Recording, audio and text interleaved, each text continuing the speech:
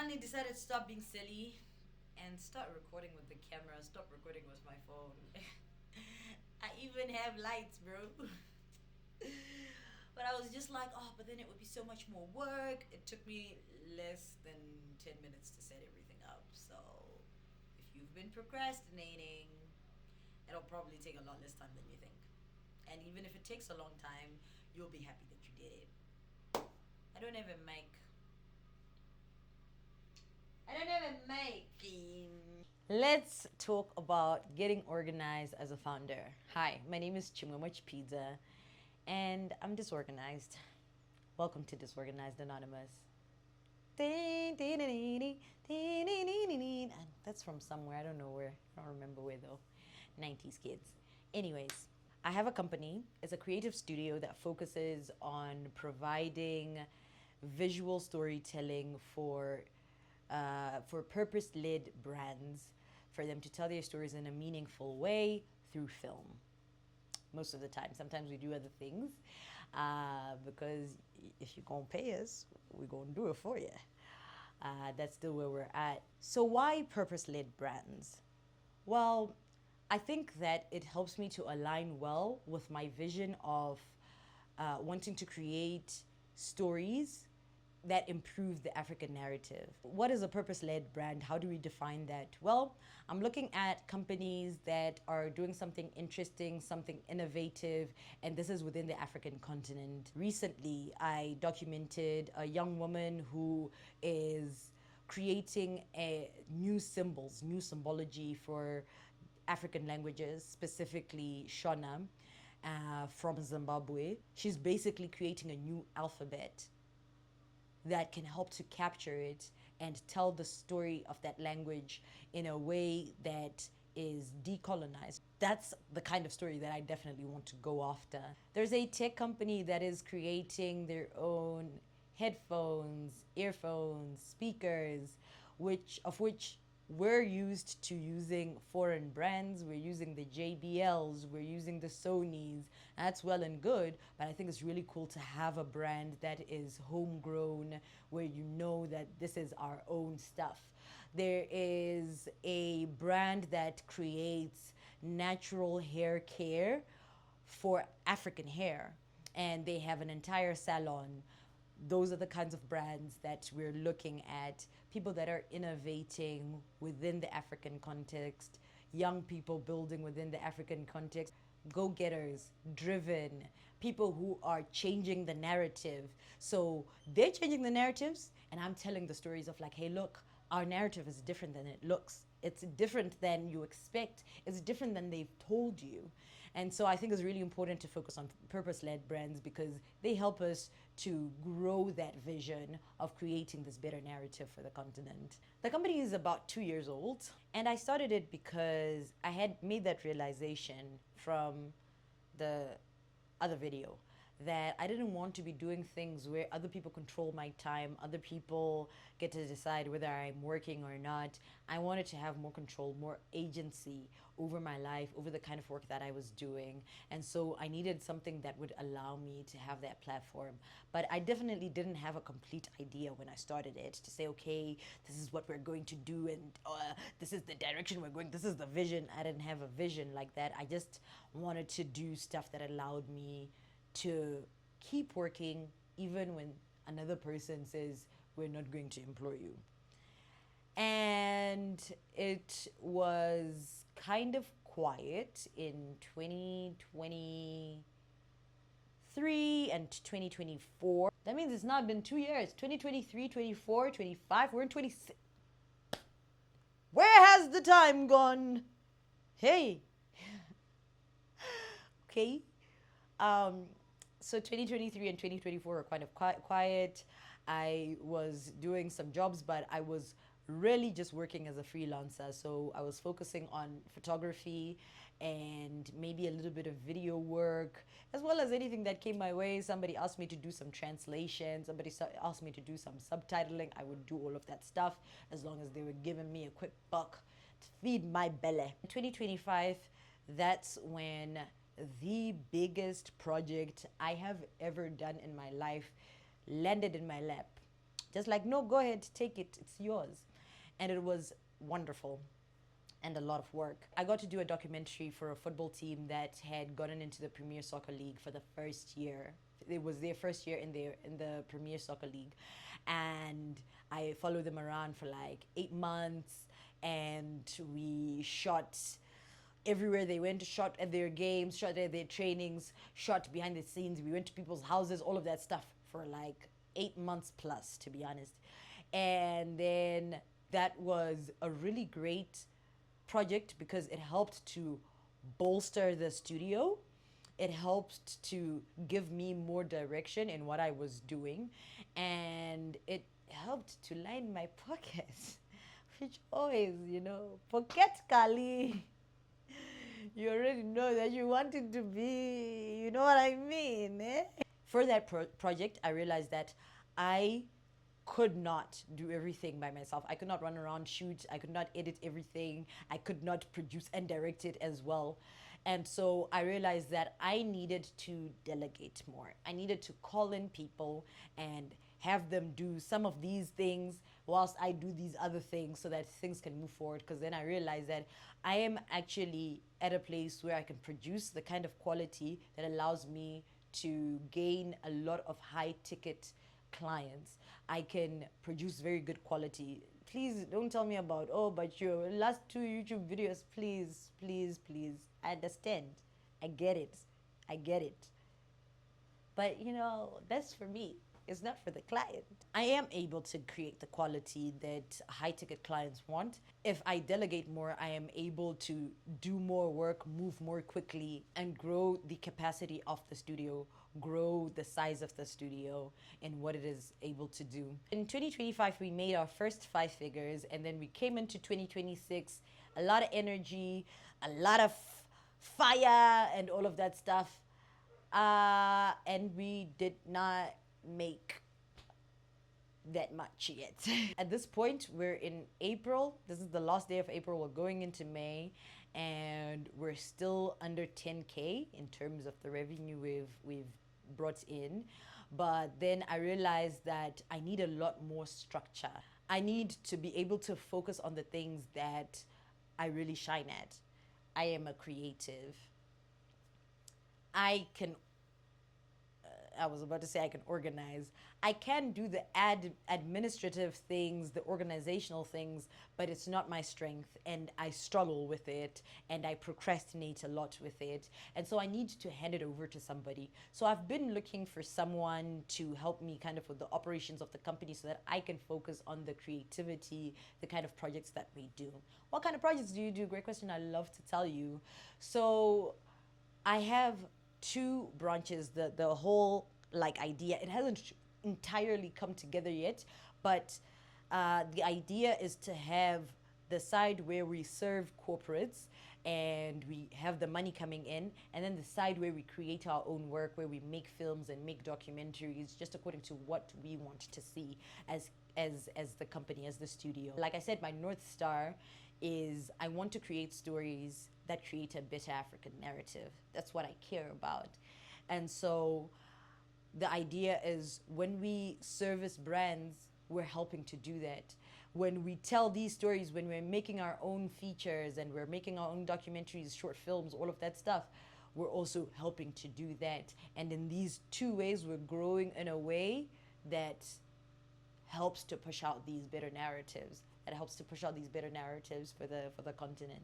As I am, I can shoot, I can edit, but I don't like to edit so much. I can shoot just fine, but I really don't want to focus on that either.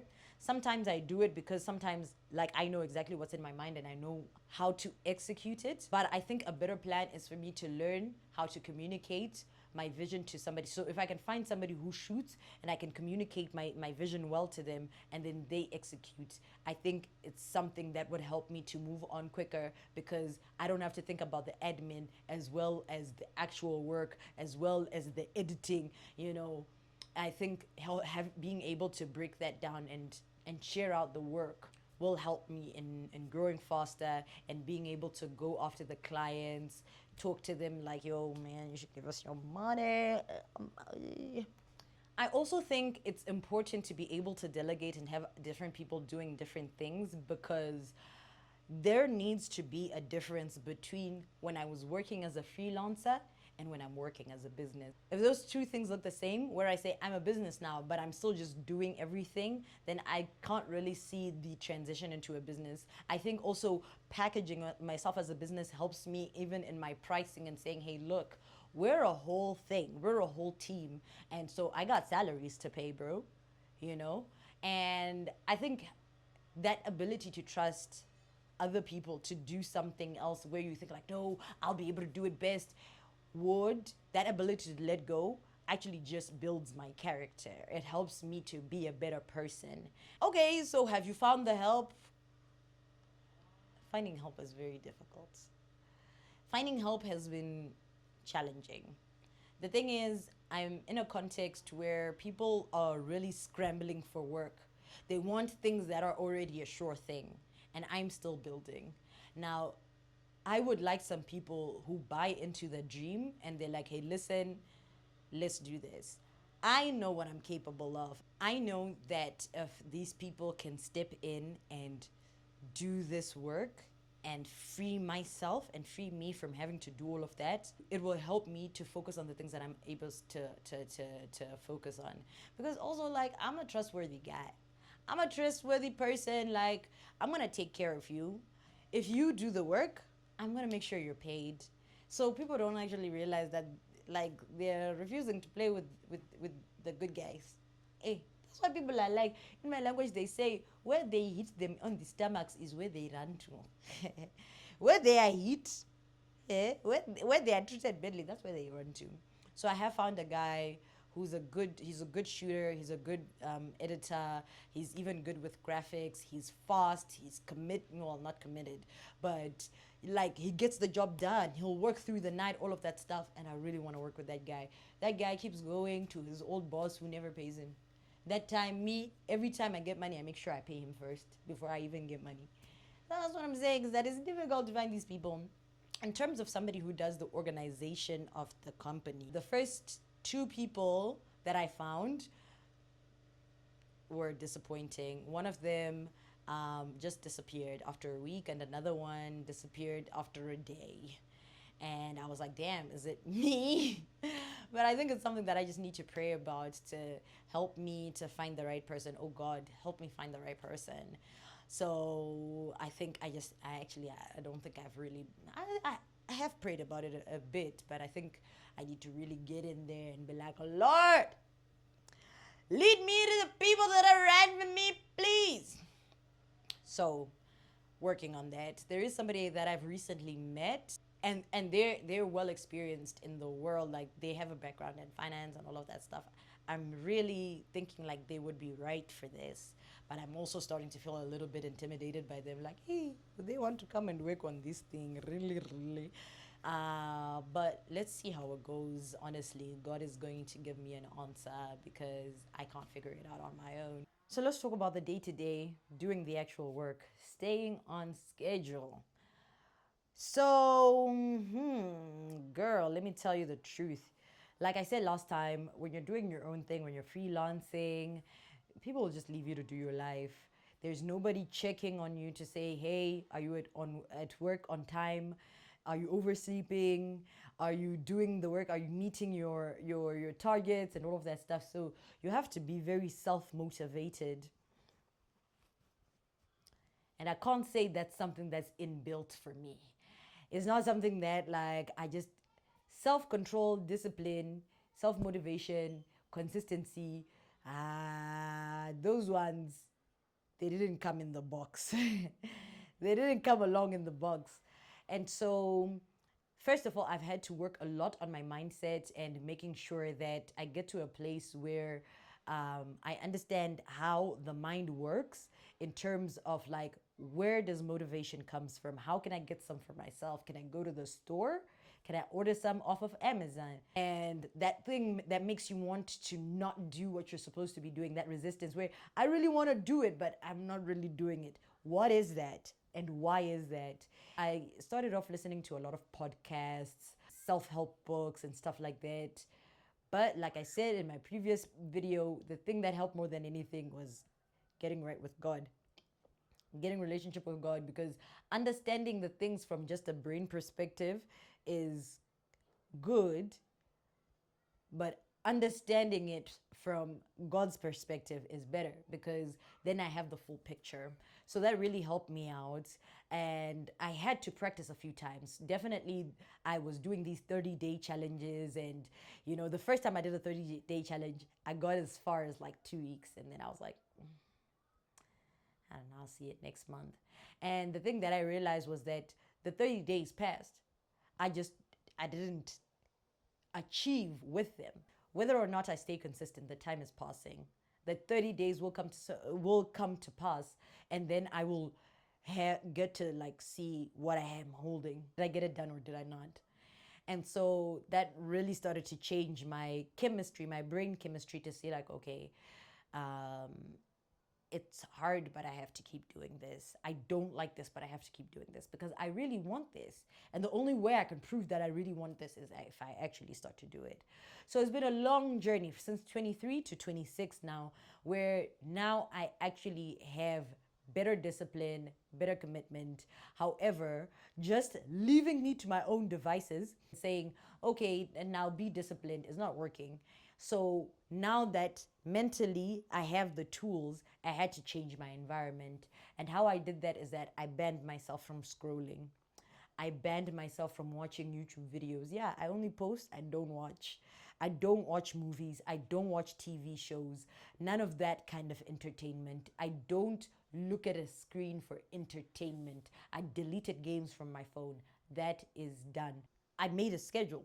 First of all, I put it down. I was like, okay, so these are the kinds of things that I need to do. I need to do admin. I need to do social media for the studio. I need to do my own social media. I want to make videos and post them on the internet. And so I need to share out my time for all of these things that I need to do to get done. And so I shared it out to do a 3-2 ratio. So 3 days a week, I'm working on the studio. 2 days a week, I'm working on videos and making content for myself, because it's something that I really want to focus on.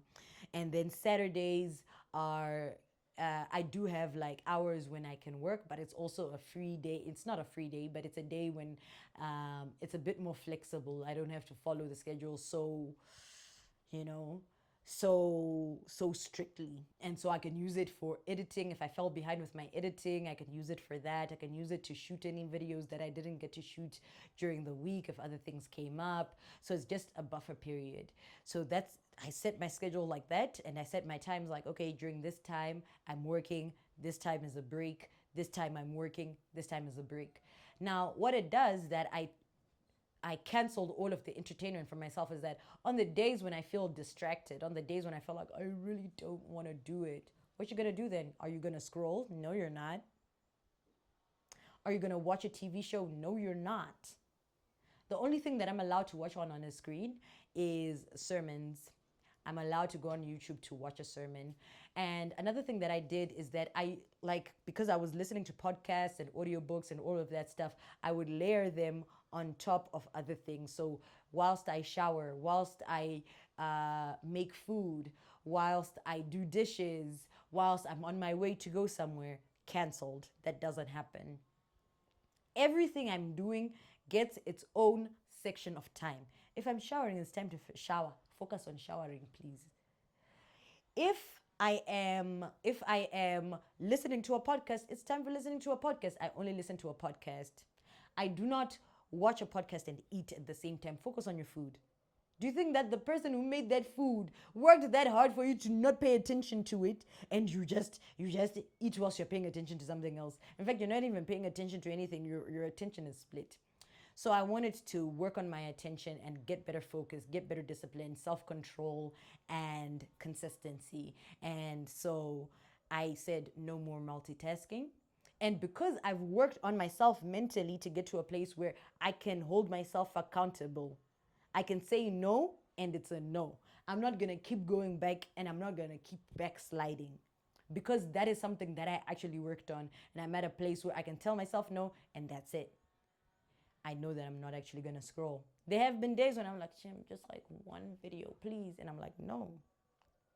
I now know the things to say to myself now. It's not just I know the things to say, I know the things to say to myself when that urge comes up. And also, I've had enough experiences of me giving into that urge to know what the results are. You've seen those results. Don't you want to see the results of what consistency looks like, of what discipline looks like? Don't you want to see the results of something else? You don't like the results of the other thing. That's not what you really want. So actually do the things that you really want. So having that, girl, tastes good. It's hard though. It's hard because sometimes I'm just in the room and my family is like on their phones, they're scrolling the TikToks and all of that stuff. And I'm just like, good night, guys.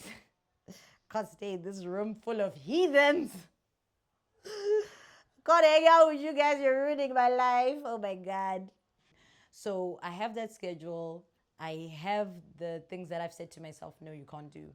And then I have some goals for myself. What are the goals of this year? Great question. I love to tell you. In the studio, I want to make $50,000 this year. Revenue, gross, not net. I mean, if we want to make it net, then Lord, do that thing that you do. So the goal is to make $50,000 this year of revenue. It's something that I want to do consistently and just prove to myself like, hey, listen, we can make this amount of money every single year. It's possible to have that kind of money on a consistent basis. I want to get the structure of the company right. So the company is registered, but there are still some other certificates that I still need to get. I want to fix up things like the website. We have a website, but it's not complete. There's parts of it that are, stock footage. I want to make sure that the social media looks good. The marketing side of the company is doing well, and that we have reached a certain amount of money every single year, every single month. A personal goal I've given myself is that if I make $10,000 for myself, I want to save $10,000 this year. I want to take my family on holiday. Some of my relatives, they've never been on a plane. Yeah, and I feel bad for them. So I want to put them on a plane and I want us to go on holiday. And I've done the calculations for that. If I have $10,000, I would be able to pay for everybody's flights, accommodation, meals, and local transport. And then we have some fun whilst we're there. Maybe do some shopping, get to have a nice thing whilst we're doing Christmas and New Year's. And so that's one of my goals. So if I manage to save $10,000 a year, I can scroll again. If I don't have $10,000 here, no scroll.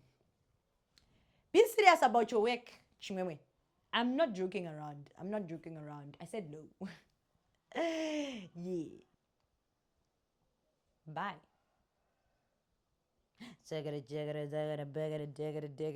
Oh no, I wasn't recording.